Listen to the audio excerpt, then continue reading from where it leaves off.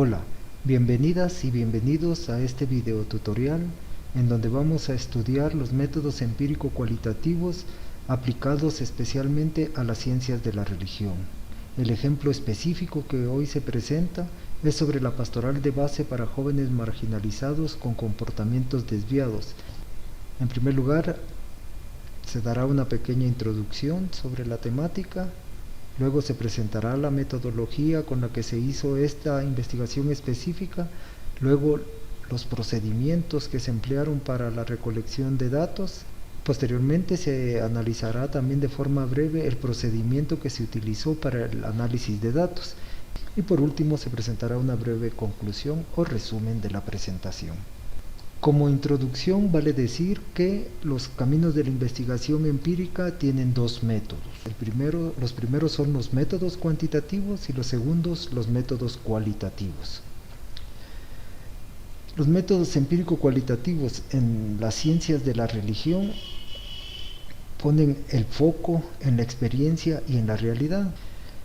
Estos métodos empírico-cualitativos también son pertinentes para las ciencias humanas, religiosas y sociales. Los métodos cuantitativos comienzan con la formulación de las hipótesis, continúan con la selección del método específico, continúan con la recolección de datos, posteriormente el análisis de datos y al final la comparación de la o las hipótesis. Por su parte, la investigación cualitativa emplea un método circular, el cual comienza con la precompensión del fenómeno social, es el investigador o la investigadora, continúa con los sujetos de la investigación, sigue con la selección del método a emplear, luego sirve con el método específico para la recolección de datos y por último el método para el análisis de datos. Y regresa de nuevo a la persona que investiga, una circularidad que logra desarrollar categorías y teorías. Los métodos cualitativos en ciencias de la religión nos permiten, por ejemplo, desarrollar teorías a partir de la realidad compleja del fenómeno social y del sujeto de investigación. Asimismo, desarrollar una teoría contextual y orientada a la experiencia. Por otro lado, nos ayudan a construir un discurso coherente con la realidad. También ayudan a regresar de nuevo a la compleja realidad del fenómeno social que se investiga, pero ahora de forma reflexiva y transformadora. Bien, el papel de la persona que investiga es muy importante en la investigación cualitativa, especialmente porque sus diferentes capacidades humanas se constituyen en un componente central de la investigación. Asimismo, su conocimiento influye en el proceso de investigación. Sus subjetividades, premisas e intereses están activamente presentes en todo el proceso de investigación. Su posición o postura frente al fenómeno social que investiga y frente a los sujetos de la investigación no es neutral. Por su parte, el papel de los sujetos de la investigación es el siguiente. Sus experiencias de vida y subjetividades son la fuente de información central en la investigación. Su posición o postura frente al fenómeno social investigado influye el método y el proceso de la investigación. Sus subjetividades e intereses están activamente presentes en todo el proceso de investigación. Los sujetos de investigación de este ejemplo fueron los siguientes: hombres entre 28 y 30 años de edad, con experiencias de comportamiento desviado en el pasado, por ejemplo, dependencia a sustancias psicotrópicas, pertenencia a pandillas juveniles, conocidas en Centroamérica como maras. Estuvieron envueltos en situaciones de violencia y criminalidad, pero también tuvieron un proceso de rehabilitación y resocialización en una iglesia pentecostal. Ahora son miembros del movimiento pentecostal guatemalteco y están activos en la pastoral de la calle pentecostal. Algunas imágenes sobre este tipo de jóvenes con el que se trabajó esta investigación son las siguientes, donde se puede observar el tipo de cultura juvenil dentro de las maras y su reinserción social o su rehabilitación a través de contextos pentecostales. El método para recolectar datos fueron diferentes métodos, y a la combinación de esos diferentes métodos se le llama triangulación de datos. el cual comienza con la utilización de un diario de campo, el análisis de documentos, la observación participante y el desarrollo de entrevistas, lo cual conduce a ciertos resultados que servirán para describir mejor el fenómeno y poder analizarlo posteriormente. El diario personal específicamente se refiere a los apuntes de campo. Es un registro de apuntes de campo con informaciones variadas, experiencias personales, acontecimientos, sucesos, observaciones. El proceso de selección sistemática de los apuntes de campo es el siguiente paso. Luego, la organización de los apuntes de campo como datos utilizables. Un ejemplo de reuniones de diferentes grupos lo constituye este libro de notas.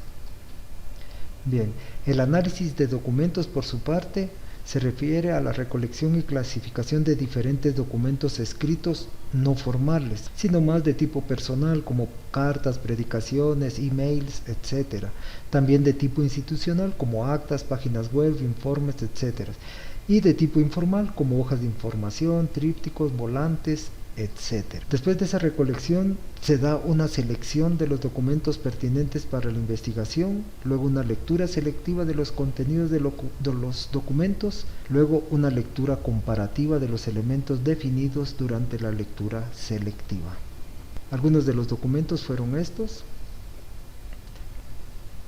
Por su parte, la observación participante tiene como metas conocer el contexto de los sujetos de investigación, indagar sobre el comportamiento social de los sujetos de investigación, recoger el comportamiento de los sujetos de estudio como datos cualitativos, escoger las informantes claves que posteriormente serían entrevistados o entrevistadas.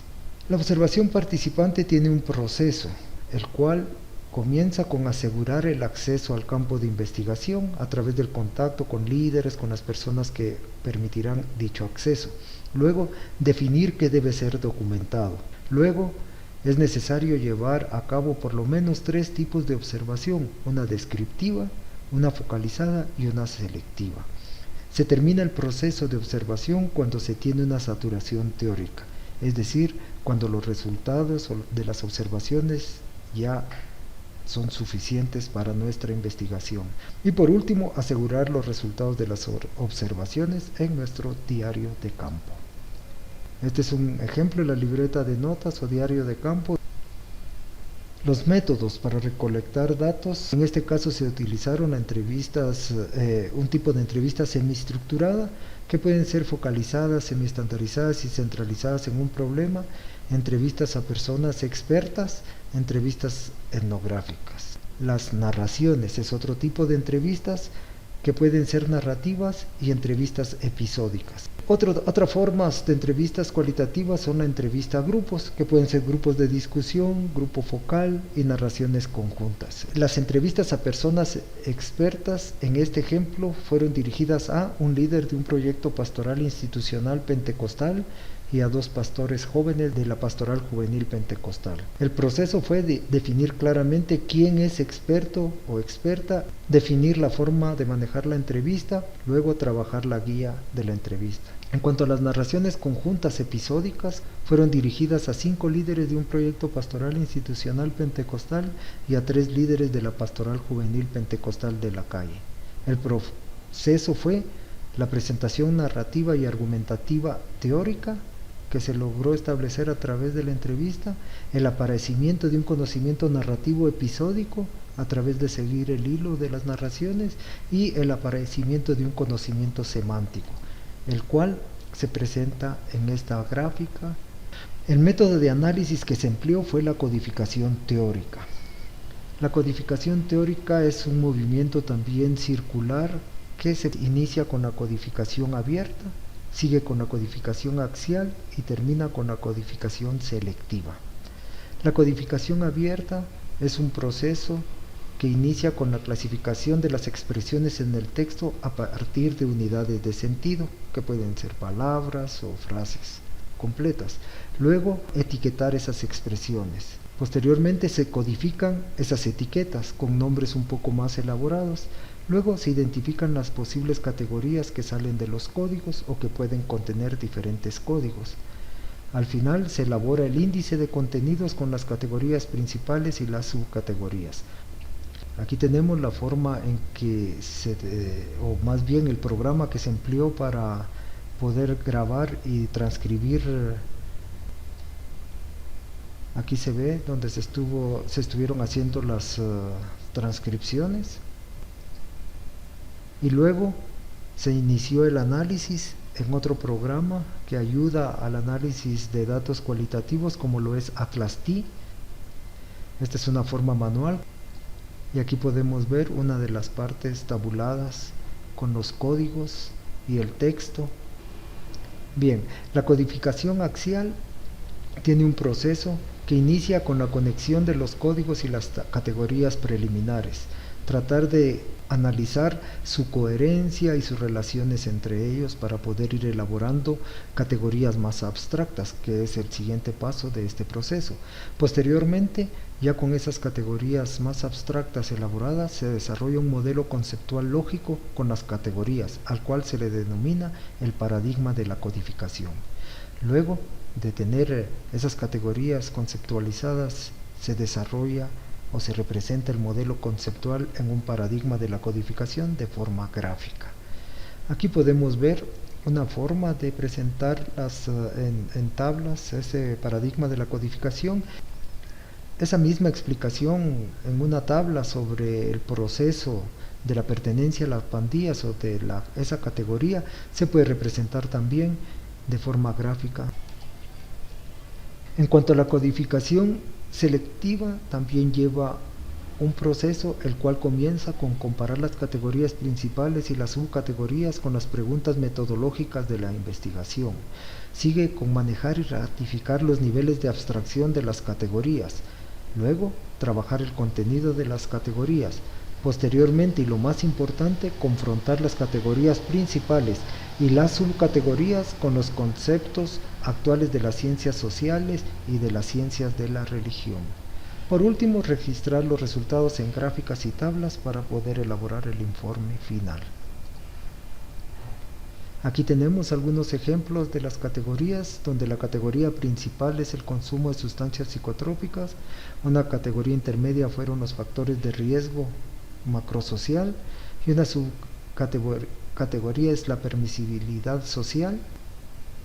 Como conclusión o resumen de lo que aquí se analiza, podemos decir que los métodos empírico-cualitativos cuentan con una gran posibilidad de dialogar entre teoría y práctica, entre ciencias sociales y ciencias religiosas, y por ello es importante que se puedan implementar en temas de desarrollo social, de participación ciudadana.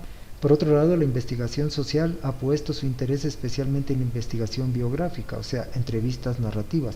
Sin embargo, las narraciones conjuntas ofrecen una gran posibilidad a la investigación social en estudios relacionados con conflictos familiares, comportamientos grupales, acciones pastorales, etc., ya que hay ciertos grupos que no cuentan su historia de forma individual, sino las cuentan como la vivieron en comunidad. Bueno, les agradezco mucho la atención a este nuevo video y espero que nos podamos encontrar de nuevo y que les haya servido de algo la información. Hasta la próxima.